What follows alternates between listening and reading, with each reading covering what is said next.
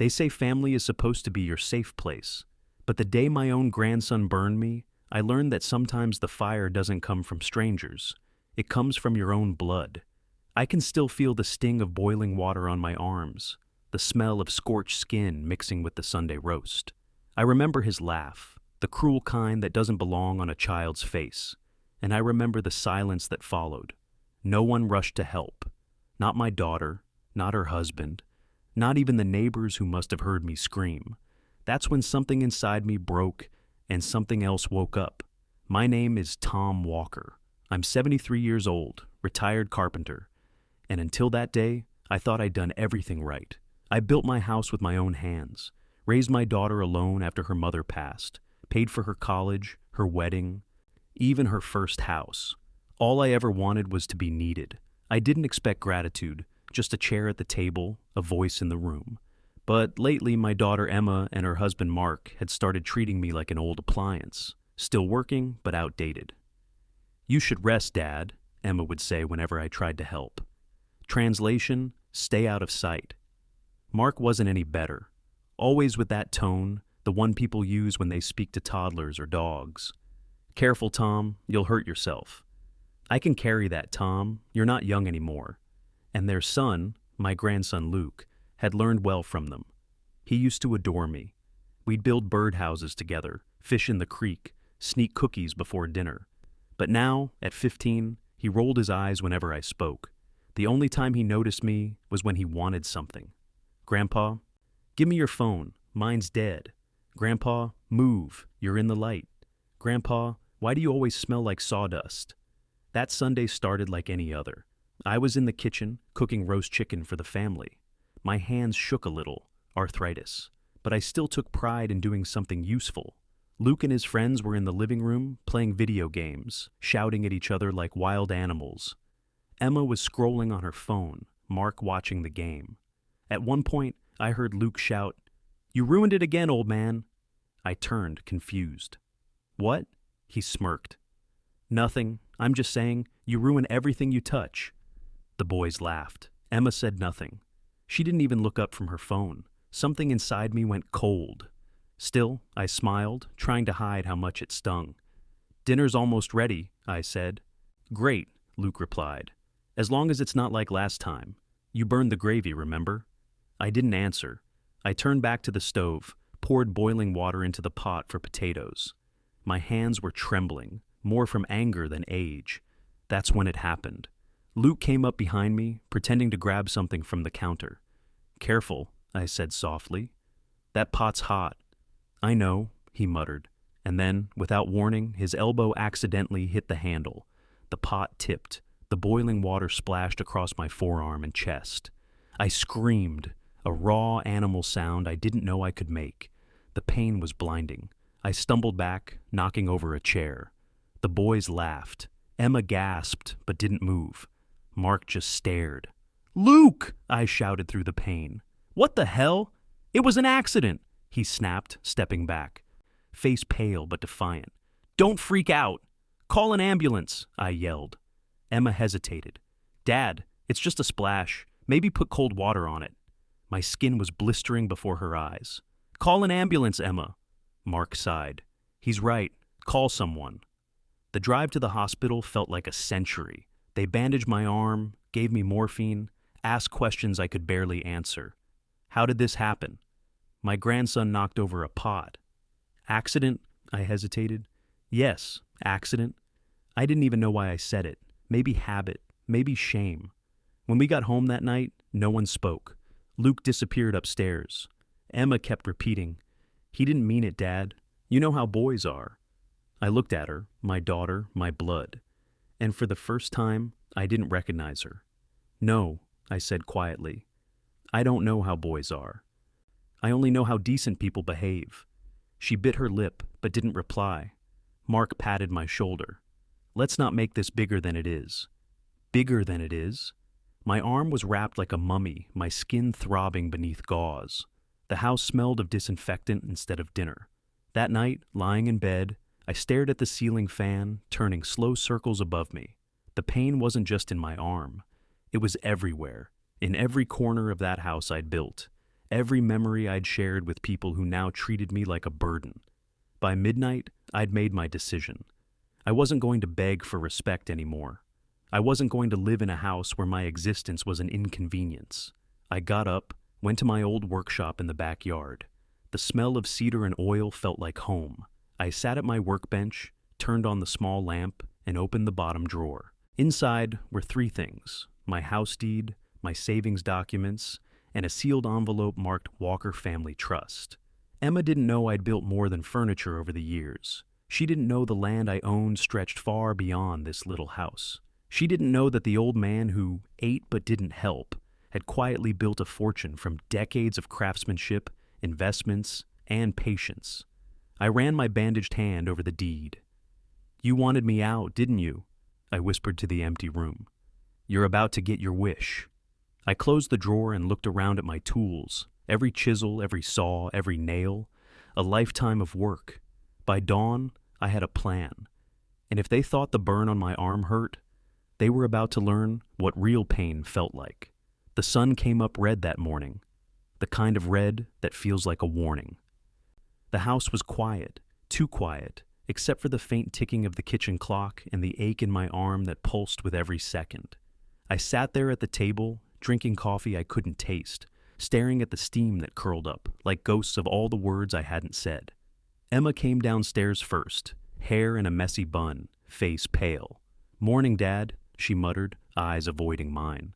"Morning." My voice came out rough, more gravel than sound. She glanced at my arm. "How's the burn?" "Hurts less than it should." "That's good." Her voice wavered. "Luke feels terrible about it."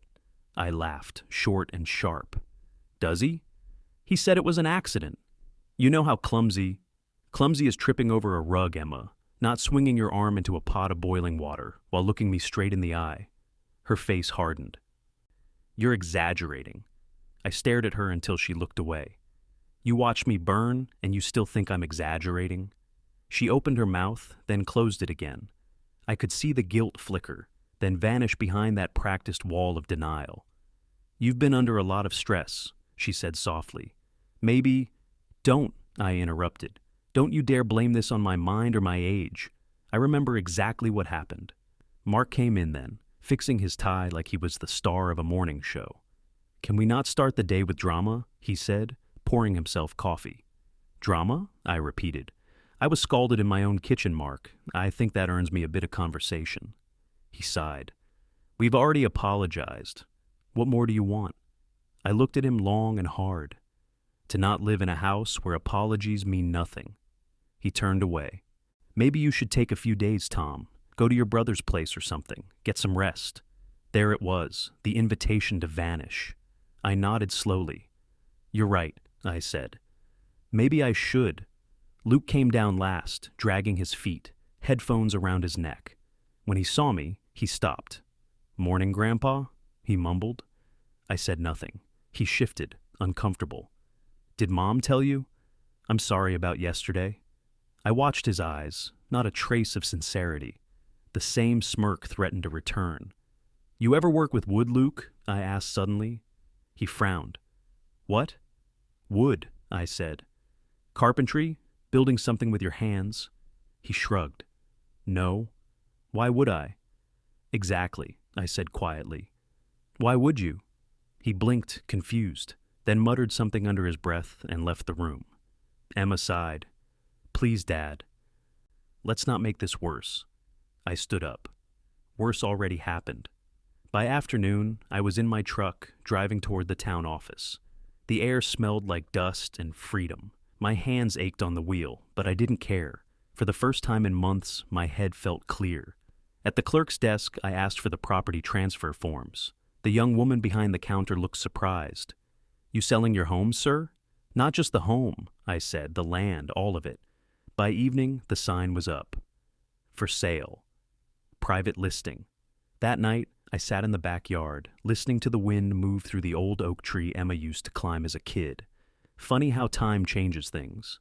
The same branches that once held her laughter now held only silence. I thought about Eleanor, my wife, her mother. She'd died 20 years ago, too young. leaving me with a little girl and a promise to keep her safe. I'd done everything I could to honor that promise, paid for everything, protected her from everything, except herself. Now she'd raised a boy who laughed while I burned. I couldn't stay here anymore, not as their scapegoat, their silent burden. But I wasn't leaving empty-handed. The house, the workshop, the acres around it, they were mine, paid in full, every nail, every beam, every fence post. And I knew exactly who'd be interested in buying a property like this. A local development company that had been trying to get my land for years. I'd turned them down before, saying I wanted to keep the home in the family. That word meant nothing now. When I called them Monday morning, the man on the other end nearly tripped over himself with excitement. "Mr. Walker, we've been waiting for this call. We're still offering full market value." "I want more," I said. "More? 20% above your last offer, in cash." He hesitated. "That's a stretch, but maybe we can—" "You've got 24 hours. A pause. "You drive a hard bargain, Mr. Walker." "I've had a hard life." The deal was signed 2 days later. I didn't tell Emma or Mark. I just watched them go about their lives as if nothing had changed. Mark leaving early for work, Emma pretending to garden for Instagram, Luke glued to his phone. None of them noticed the men in suits who came by that Thursday to appraise the property. On Friday, the money hit my account. A small fortune, enough to buy peace.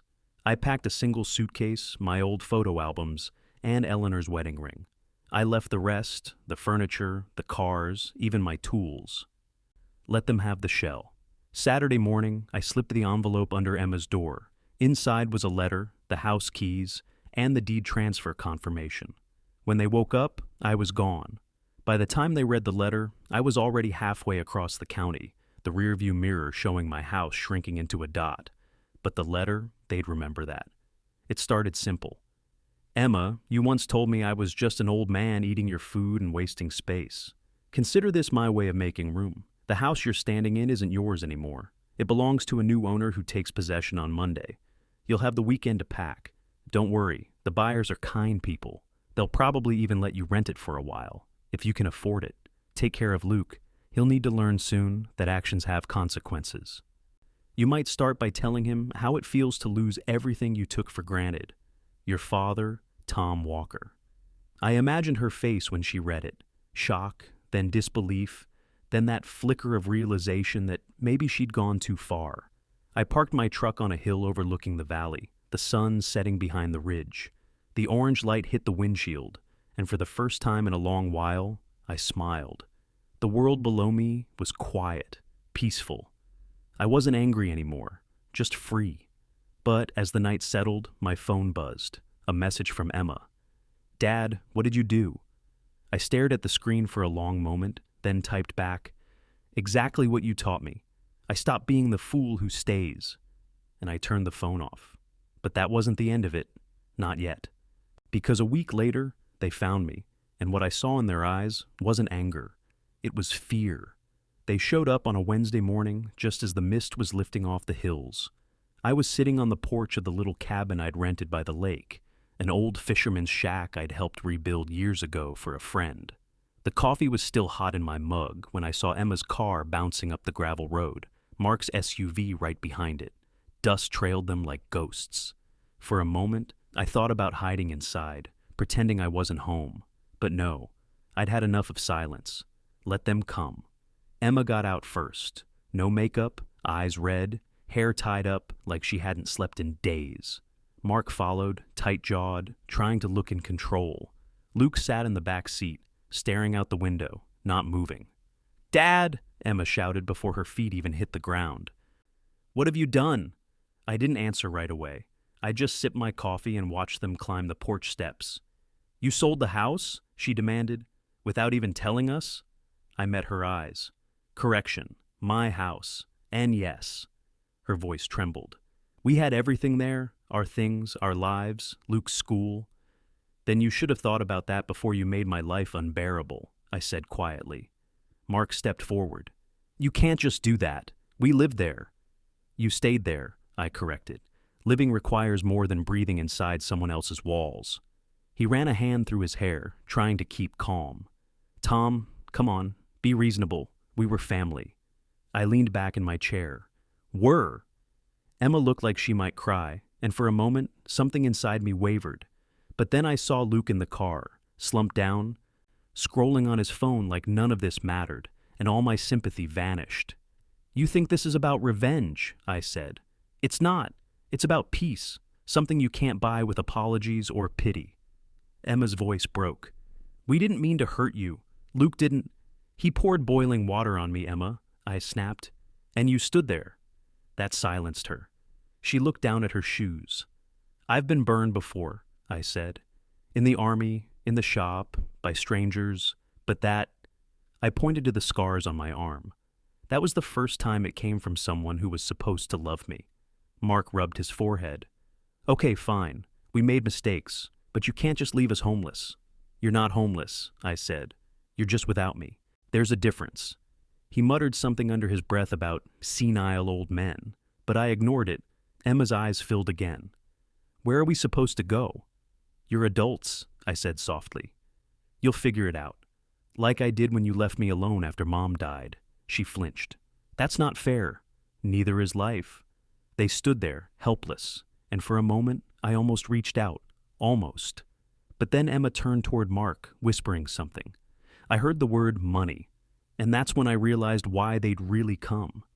Don't bother, I said before she could ask. The money from the sale's not yours. It's gone where it should have gone years ago. Her head snapped up. What does that mean? I moved it, I said, into a foundation, for veterans' families, for kids who actually need help, not ones who mock their elders. Mark's voice rose. That was family money. I stood slowly. No, Mark, that was my money. Earned with my hands, saved through years of sacrifice. Family money gets built when families act like one. Emma was crying now, quietly, tears slipping down her cheeks. Dad, please, don't shut us out like this. We can fix it. Can you? I asked. Can you unburn skin? Can you unsay words? Can you teach your son to respect someone before he sees the consequences? She didn't answer. The only sound was the lake's soft waves lapping against the shore. Then Luke got out of the car. He slammed the door, jaw tight, trying to look braver than he felt. So what, Grandpa? You just ran away and sold the house like a coward? That word, coward, hit me harder than the boiling water ever did. I walked down the steps until I was eye level with him. You think I ran, boy? No. I finally stopped standing still while people burned me. He smirked. You're just bitter because nobody needs you anymore. Maybe, I said, but you're about to learn what it means to be needed, and to lose it. I turned to Emma. You remember the workshop out back? The one I built before you were born? She nodded, confused. There's something you never knew about that place, I said. It's not just where I worked. It's where I kept every document that proves who owns what. And now, someone else does. Mark frowned. What are you saying? I'm saying the new owners take possession next week, I said. Everything in that workshop, my tools, my books, my father's medals, it's theirs now. Emma covered her mouth. Dad, I sighed. You wanted me gone. Now you've got your wish. Luke scoffed. Good. Maybe now we can live like normal people. Emma turned on him, furious. Luke, stop! But it was too late. I saw it. The same arrogance, the same cruelty that had been growing in him for months. Enjoy your freedom, I said, turning away. You'll miss me when you find out what comes with it. As they left, the air felt lighter somehow. The gravel crunched under their tires, fading into distance. I stood on the porch long after they were gone, watching a heron glide across the lake, wings wide and calm. But peace didn't last long. That evening, my phone buzzed again. It was a call from the county office, Mr. Hughes, the property lawyer. Tom, he said, I don't know if you realize this, but your daughter's been making some calls. She's contesting the sale. Let her, I said. The paperwork's clean. Yes. But she's also telling people you're mentally unfit. I went quiet.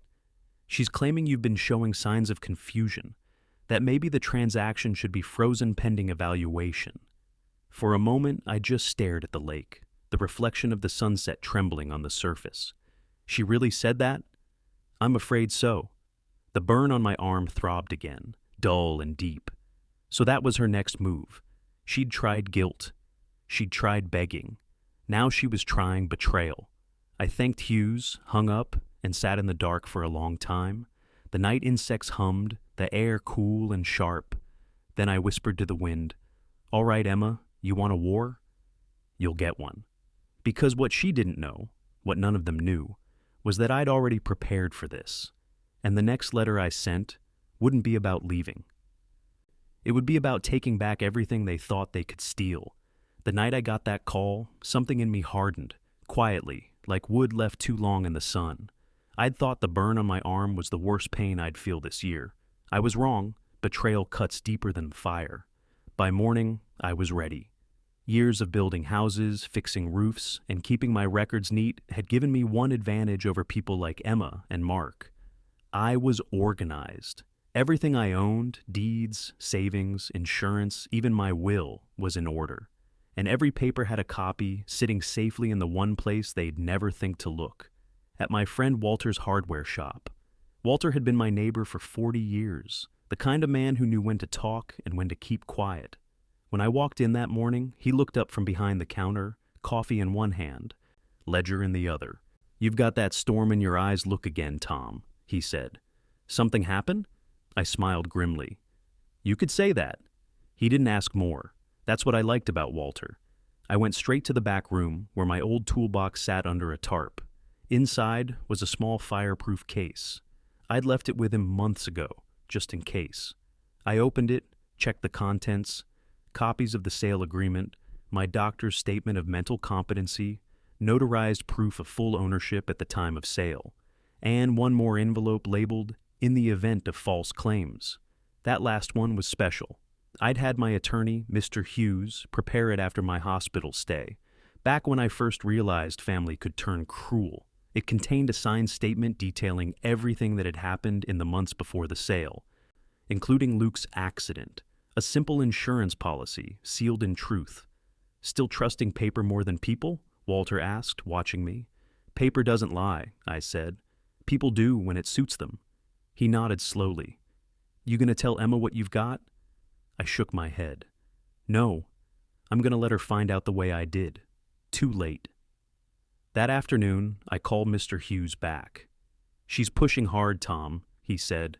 "Filed an emergency claim to freeze your account, alleging mental instability and coercion." "Let her dig the hole," I replied. "You still have that envelope I gave you?"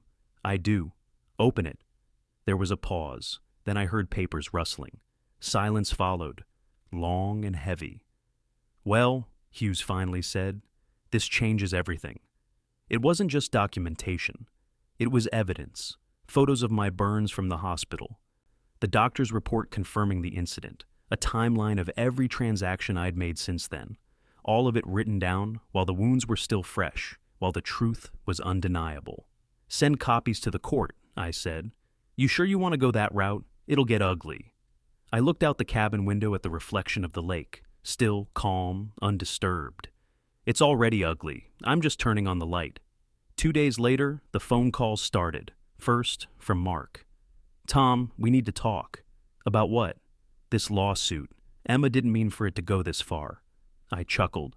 "You mean she didn't expect me to fight back? She's scared. We could lose everything." "Welcome to my world," I said, and hung up. Next, a call from a number I didn't recognize. When I answered, a voice said, "Mr. Walker, this is Detective Harris from the county department. I'd like to ask a few questions regarding an alleged incident with your grandson." So that was their backup plan, turn the tables, make me out to be dangerous. "Of course, Detective," I said calmly. "But before you come by, you should probably check with the hospital. They've got photos of the burns and a written statement I filed, date stamped, signed by attending physician." There was a pause. "I see. I can also give you the name of a witness who saw the injury before treatment, the attending paramedic. You'll find her report matches mine." "Thank you, sir," he said carefully. "We'll be in touch." I hung up and smiled to myself. Let them keep digging. They were about to unearth the truth I'd buried for just this occasion. That evening, I sat by the lake again, sipping tea instead of coffee. The burn on my arm had begun to fade into pink scars, rough but healing. Funny, I thought, how skin can repair itself better than trust ever does. As the sky turned orange, my phone buzzed again. A message this time, from Luke. Just 2 words. I'm sorry. I stared at the screen for a long time. I wanted to believe it, but the letters felt hollow. A text costs nothing. Remorse costs something. Still, I typed back, for what? No reply came that night. The next morning, a black sedan pulled up outside my cabin. I recognized the driver immediately, Hughes. He stepped out with a grin that told me things had shifted. Tom, you might want to sit down for this. I'm fine standing. Your daughter's case was thrown out before it even reached hearing. I blinked. That fast?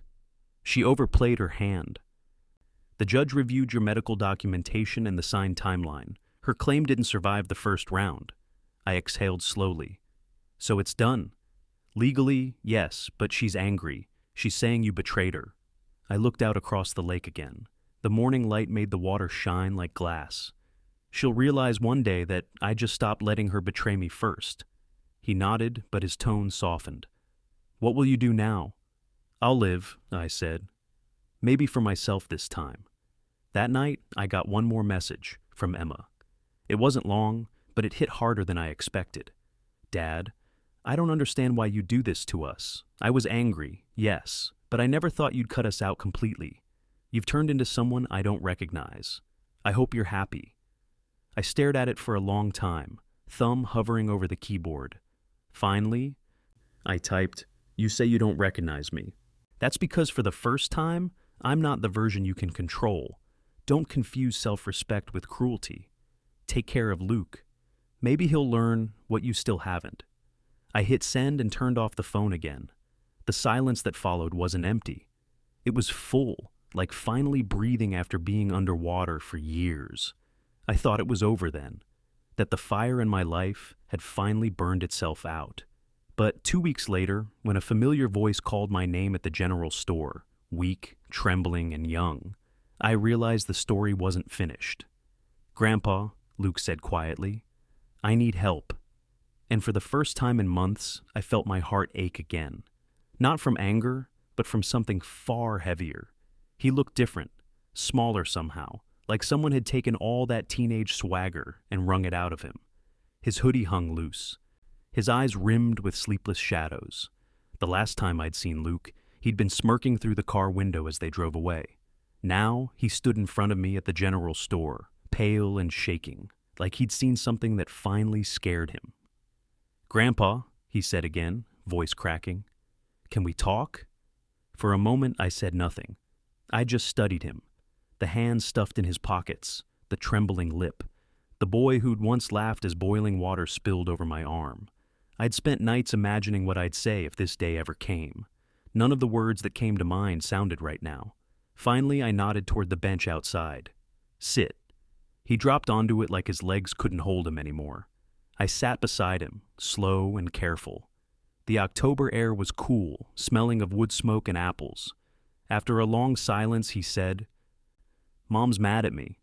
I raised an eyebrow. That's new? He let out a shaky laugh. She says this is all my fault, that if I hadn't acted like a jerk, none of this would have happened. I sipped my coffee. She's not wrong. He flinched like I'd hit him. I didn't mean to. What happened? The water thing. I swear I didn't mean. I cut him off. You looked me in the eye, Luke. He swallowed hard. I know. I was angry. I wanted to show off in front of my friends. I didn't think. That it would hurt, I said quietly. His eyes filled. That it would change everything. I let him cry. I didn't say anything. Sometimes silence is the only mirror a man needs. When he finally wiped his face, he said, Mom says you hate us now. I looked out across the road at the golden trees swaying in the wind. I don't hate you, I said. I'm disappointed. There's a difference. He looked at me, eyes pleading. Can I fix it? I took a deep breath. You can start by being honest, with me, with yourself, and with your mother. Tell her the truth about what happened that night. His gaze dropped. She doesn't want to hear it. She says it'll ruin everything. It's already ruined, Luke, I said softly. But truth has a way of rebuilding what lies destroy. He nodded, silent again. We sat there a while longer, listening to the crows calling from the trees. I could see the boy I used to fish with, buried somewhere under the guilt and confusion. I remembered his laughter echoing over the lake when he was 7, his tiny hands clutching the fishing rod, eyes wide when he caught his first perch. "Why did you sell the house?" he asked finally.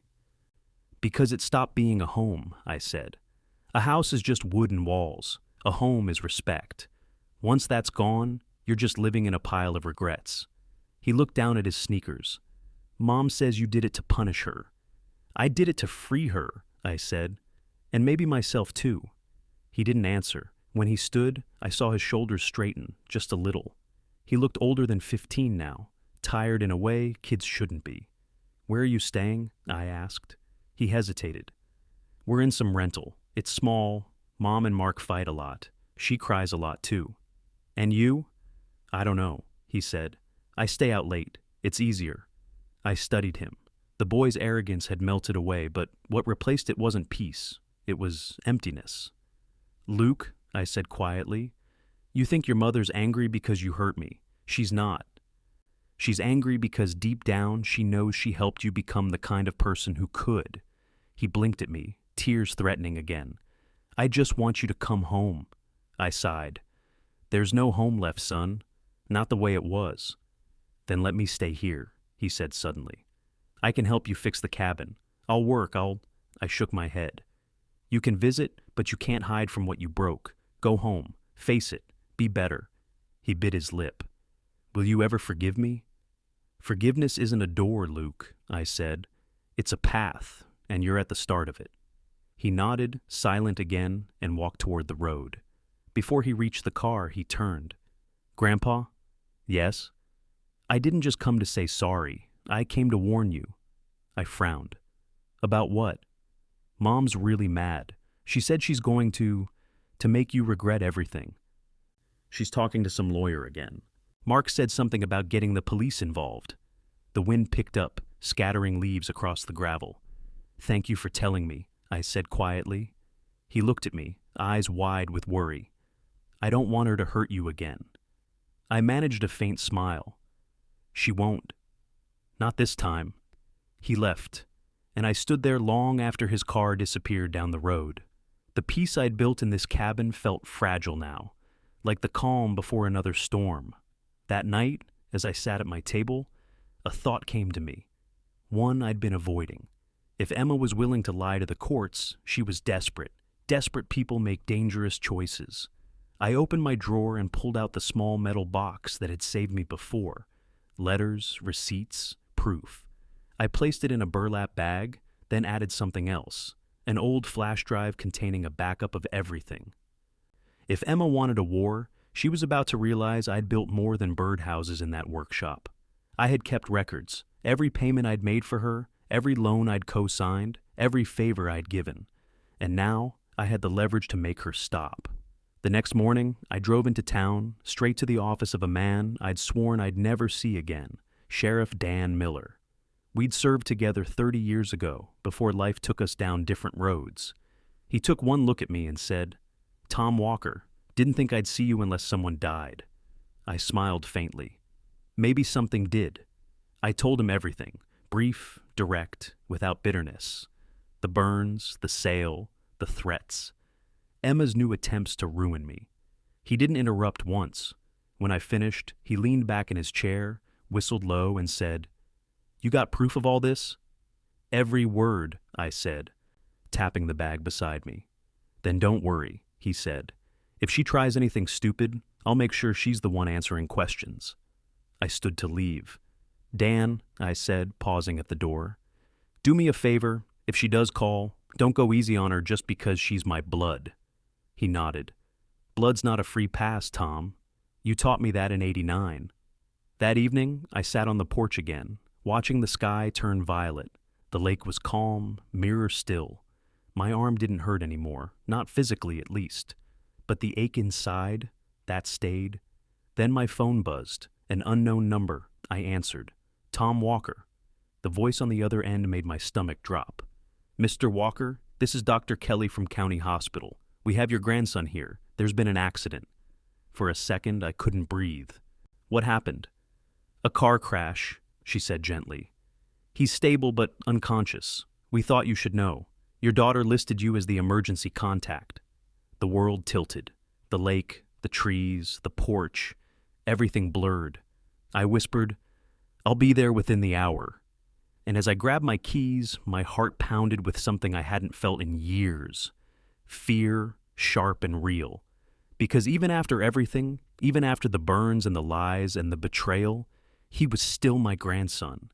And God help anyone who had hurt him. The drive to the hospital was a blur of headlights and rain. The wipers struggled to keep up, smearing water across the windshield like ghostly brushstrokes. My hands gripped the wheel tight enough to make my knuckles ache. I couldn't stop seeing his face, Luke, 15 and trembling on that bench, asking if I could forgive him. And now a doctor was telling me he might not wake up. When I reached County Hospital, the parking lot was half empty, wet asphalt shining under the yellow lights. I walked in through the emergency entrance, still wearing my old work jacket, soaked through to the lining. The nurse at the desk looked up. "Sir, can I help you?" "I'm here for Luke Walker," I said, my voice rougher than I expected. "They called me." She typed something, then gave a quick nod. "Room 214, second floor. He's stable but still unconscious." I didn't ask more. I just moved. The hallway smelled like antiseptic and sleeplessness, the kind of place where time doesn't work right, where minutes stretch and fold until they feel like years. When I stepped into room 214, I froze.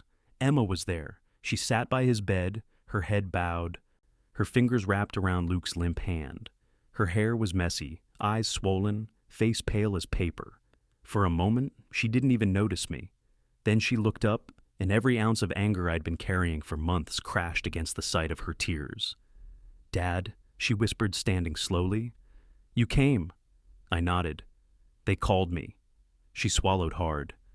"He was driving back from a friend's house. It was raining. They say he lost control on the curve near Mill Creek." "Was he drinking?" Her face twisted. "No, he was upset. We had a fight." I looked at Luke. His arm was in a cast, face bruised, cuts along his temple.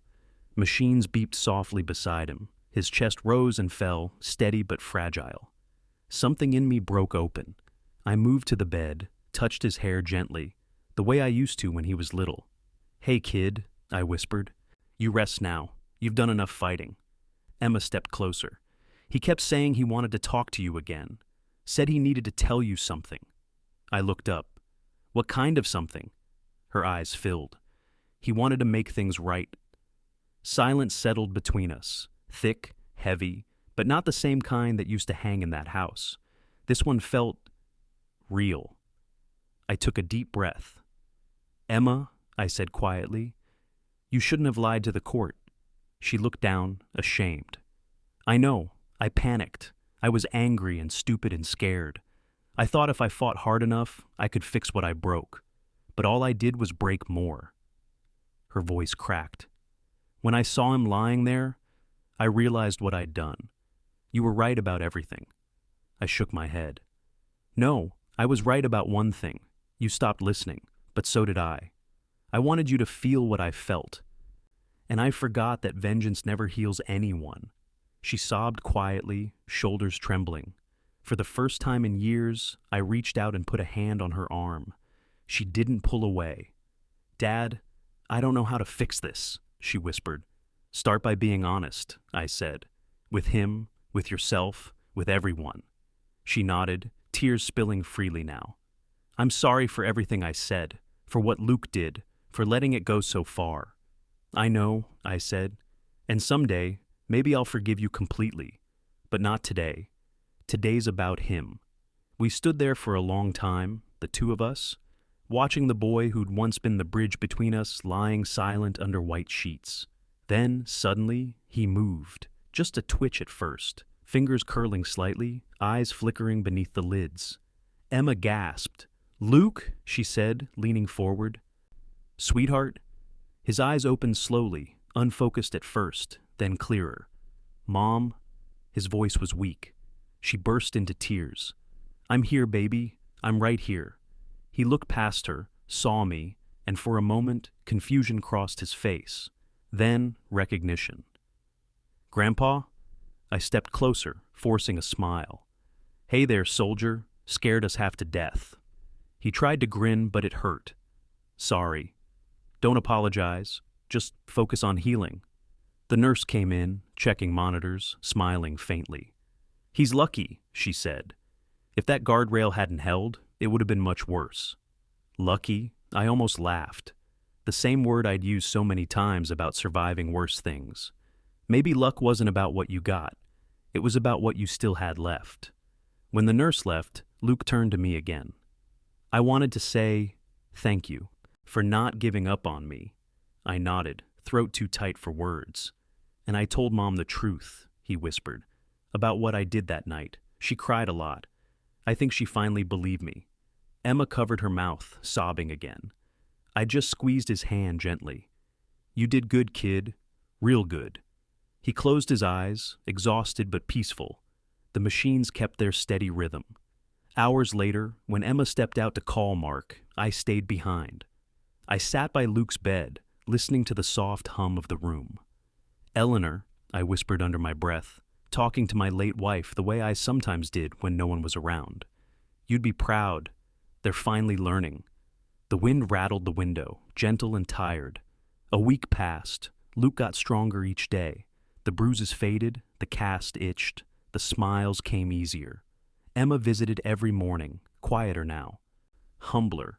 She never asked for money, never mentioned the house, not once. When the doctor said he could go home, Luke looked at me. "Can I stay with you for a while, just till things calm down?"